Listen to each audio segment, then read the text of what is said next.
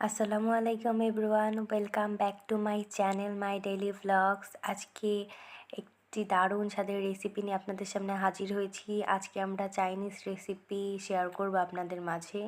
Chinese রান্নার প্রস্তুতি চলছে, আম্মু সবজি কাটতেছে আর এখানে মুরগি কেটে রাখা হয়েছে। তারপরে চিকেন ফ্রাই করার জন্য চিকেনটাকে ম্যারিনেট করব, তাই চিকেন পিসগুলো দিয়ে তার মধ্যে লবণ দিয়ে দিয়েছি আর পেঁয়াজ রসুন আদা সব বেটে তারপরে সেগুলো দিয়ে দিয়েছি। হলুদ গুঁড়ো দিলাম পরিমাণ মতো, তারপর এখানে মরিচ গুঁড়ো দিলাম পরিমাণ মতো, তারপর এখানে দিয়ে দিচ্ছি এক চির লেবুর রস, এক চির লেবু থেকে রস বের করে দিয়ে দিয়েছি। তারপর ভালো করে এটাকে ম্যারিনেট করতে হবে। তার আগে একটু ভাজা মশলার গুঁড়ো দিয়ে নিলাম। এখানে আমি গরম মশলা গোলমরিচ এগুলো সুন্দর করে ভেজে তারপর সেগুলোকে গুঁড়ো করে নিয়েছি। এতে করে ঘ্রাণটা কিন্তু খুব সুন্দর আসবে। তারপর খুব ভালোভাবে ম্যারিনেশন করে এটাকে ঢেকে এক সাইডে রেখে দিতে হবে। খুব আলতো হাতে সুন্দরভাবে মশলাগুলো গায়ে মাখিয়ে মাখিয়ে ভালোভাবে ম্যারিনেশনটা কমপ্লিট করতে হবে। এই যে ম্যারিনেশন করা কমপ্লিট, তারপর ঢেকে রেখে দিয়েছি এক সাইডে। তারপরে তাওয়ার মধ্যে ডিম ঝুরি করব, এই জন্য তাওয়ায় তেল দিয়ে দিয়েছি। তারপরে দুটো ডিম দিয়ে দিলাম, সামান্য একটু লবণ দিয়ে দিলাম।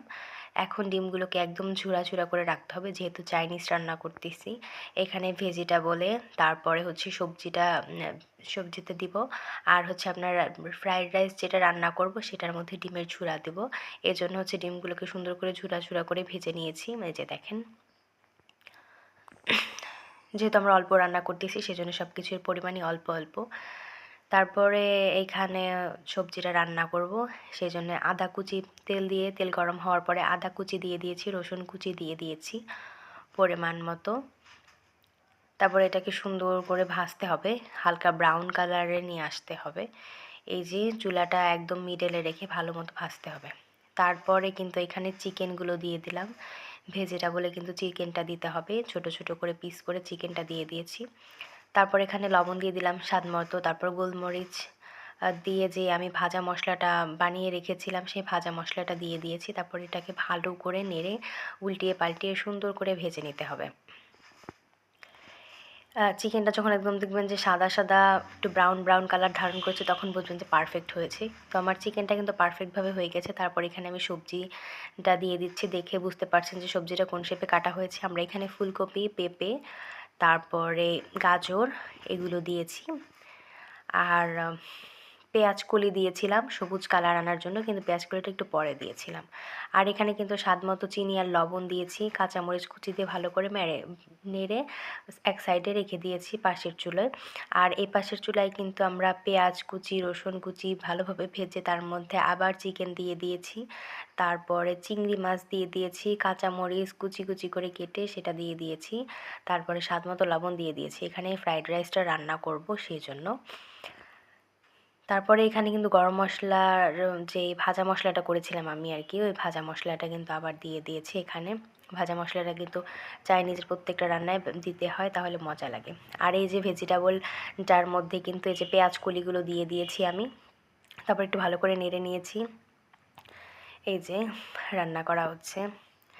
তারপরে কিন্তু এই যে মাংসটাও কিন্তু ভালোভাবে ভাজা হয়ে গেছে। তার মধ্যে কিন্তু রাইসের জন্য যে সবজিটা কেটে রেখেছিলাম সেটাও দিয়ে দিয়েছি। এখানেও কুচি করে পেঁপে, তারপরে গাজর, ফুলকপি, তারপরে পেঁয়াজ কলি এগুলো দিয়ে দেওয়া হয়েছে। কালারটি কিন্তু দেখতে জাস্ট অস্থির লাগতেছে, সাদা, সবুজ এবং কমলা কালার। তারপরে এখানে কিন্তু পেঁয়াজগুলোকে 4 ভাগ করে ফালি ফালি করে কেটে তারপরে সবজিতে দিয়ে দিয়েছি। তারপরে সবজিটা কষিয়ে নেওয়া শেষে এখানে পরিমাণ মতো পানি দিয়ে দিয়েছি। আর এইখানে কিন্তু রাইসটা 90% সিদ্ধ করে নিয়েছি। এখানে পোলাওয়ের চাল দিয়েছি, আপনারা কিন্তু বাসমতি চাল দিয়েও করতে পারেন। তারপরে এখানে দেখেন সবজিটা কিন্তু খুব সুন্দরভাবে সিদ্ধ হয়ে গেছে। তারপরে কিন্তু এখানে অল্প অল্প করে রাইসটা দিয়ে ভালো করে নেড়ে নিতে হবে। আর এই পাশে কিন্তু আমার সবজিটাও প্রায় হয়ে এসেছে। তার মধ্যে আমি ডিমের ঝুরাটা দিয়ে দিয়েছি। তারপরে কিন্তু এখানে কর্নফ্লাওয়ার গুলিয়ে রেখেছিলাম, পানি দিয়ে কর্নফ্লাওয়ারটা গুলিয়ে রেখেছিলাম, কর্নফ্লাওয়ারটা দিয়ে দিয়েছি। আর এদিকে কিন্তু আমার রাইসটাও রান্না প্রায় কমপ্লিট। এখন এখানেও কিন্তু ঝুরা করে রাখা ডিমটা দিয়ে দিয়েছি। আর এই যে সবজি রান্না কিন্তু একদম কমপ্লিট।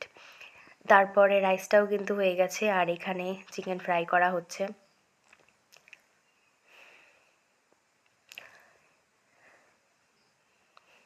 একদম মচমচে করে ফ্রাই করতেছি,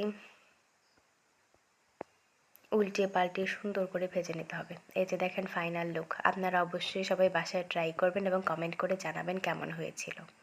আজকের ভিডিও এই পর্যন্ত। আল্লাহ হাফেজ, সবাই ভালো থাকবেন।